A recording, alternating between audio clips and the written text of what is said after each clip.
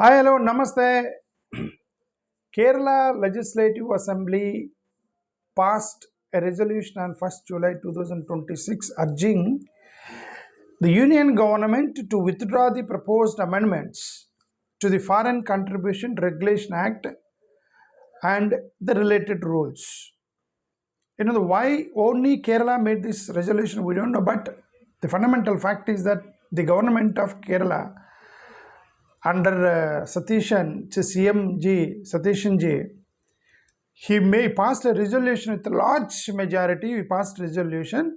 That means even opposition means communists also supported. Even suppose communists supported that rule that uh, they sent a letter to Narendra Modi ji to reconsider the FCRA rules and regulations. So why the Kerala is doing this? If you look at this Kerala government, the resolution argument that this FCRA amendments, this will give the central government wider powers over NGOs and voluntary organizations. If they want, they can close. If they want, they will continue. The complete power, every NGO control is under the central government. So it is allowing a greater control over the assets and management of organizations while FCRA registration is cancelled or expired. It's up to the decision of the union government. So it is restricting the receipt and use of foreign contributions. They're deciding where to use, which to use, how to use, they're deciding. So after this, there many organizations are affected, like humanitarian relief organizations are affected, education is affected, healthcare is affected, disaster management is affected, environmental protection is affected, human rights are affected, social welfare is affected. So many sectors are being affected with this particular decision taken by the union government framing different decisions. It undermines the freedom of association and democratic participation in the development, democratic participation in the development. Someone can form as a small society or NGO, and then they also, along with them, parallelly, the government is working to build the society, and then parallelly NGOs also building the society. If government interferes on these union NGOs, then there is no participation of democracy, right? Democratic participation will be not there. Even NGOs also you should work under you, then there is no democratic participation here, and everything it is autocratic, like the central government has to decide everything.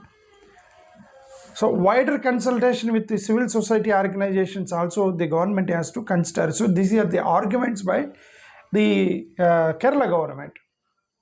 Why? What was the BJP response on this? BJP is telling that these amendments are intended to improve transparency and accountability.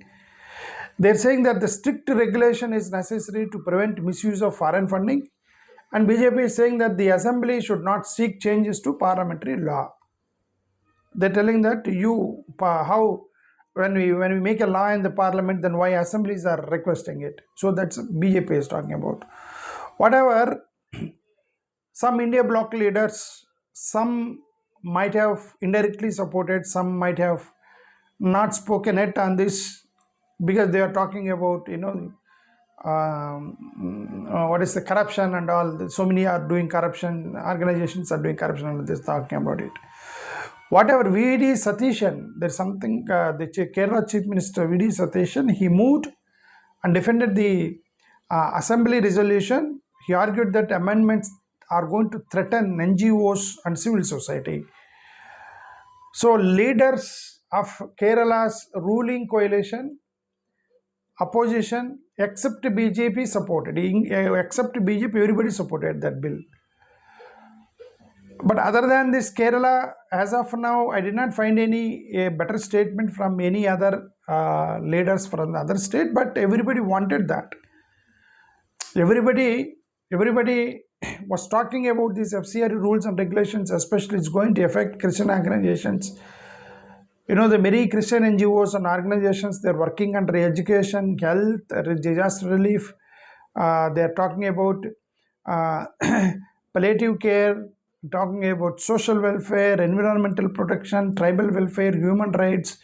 There are so many areas where especially the Kerala has large number of NGOs on this. So that's why Kerala government responded quickly comparatively with other states.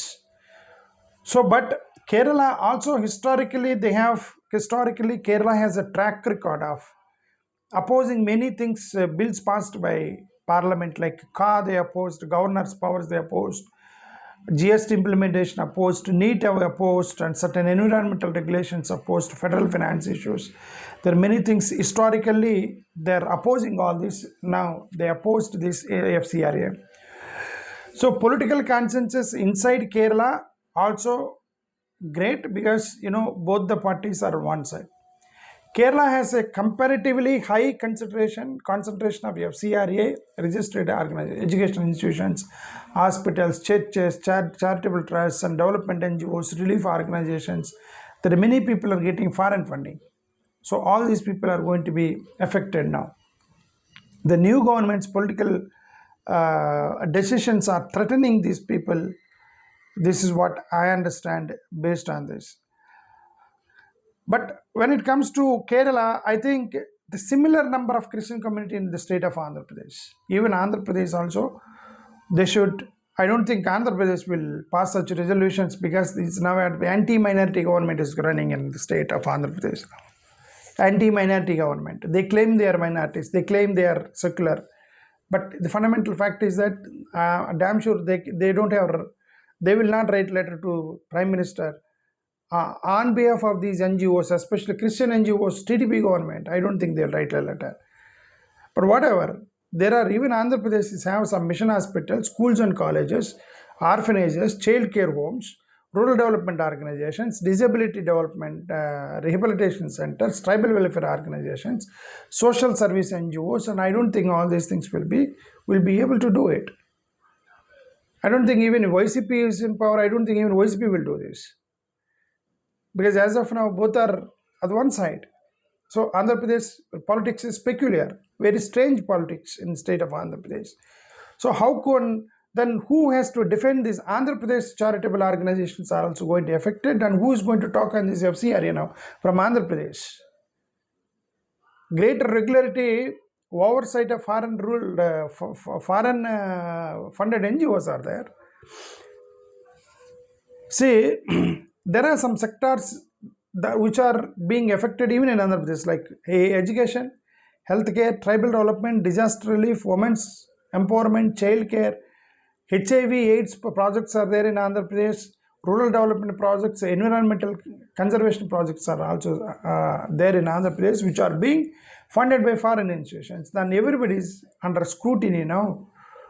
They all are under scrutiny. There are some colleges like Andhra Loyola College, Vijayawada. It's a Christian-run charitable organization-run college. It is Andhra Loyola College is a Christian college. It is running from 1953. It made so many graduates, postgraduates, research programs. They have huge social service they did, Andhra Loyola College. Andhra Christian College is there in Guntur, established in 1885. Andhra Christian College is running from 1885. It's managed by Andhra, of course, AELC, they are running this college. The oldest colleges in India. And Repelle Christian College is there. So there also, all these colleges are going to be affected from Andhra Pradesh now. There are some Christian medical centers, Pithapuram. There is CBM Bethel Hospital and then CBM Star of Hope Hospital. So these are all some hospitals run by the CBM kind of organizations. So when even Andhra Pradesh is going to get affected along with Kerala, when the Kerala government now they pass the resolution and send to the Modi government, then I don't think that in Andhra Pradesh any politician or any political leader can talk about this, because these two political parties, they will talk against one another in the state of Andhra Pradesh. None of them will write to Narendra Modi. None of them question Narendra Modi ji. None of them will ask Narendra Modi ji. Because both parties are pardoned. One is direct and one is indirect. Then who has to solve this issue? Who has to advocate this issue? Who has to take up this issue against the central government? A political party has to take up this FCRA issue in Andhra Pradesh against Narendra Modi ji. And who will do this in the state of Andhra? Nobody is there. It's a problem. I'm telling every day so that at least one political party should come forward to take up this. Okay, that's all what I want to say. Thank you. Namaskar.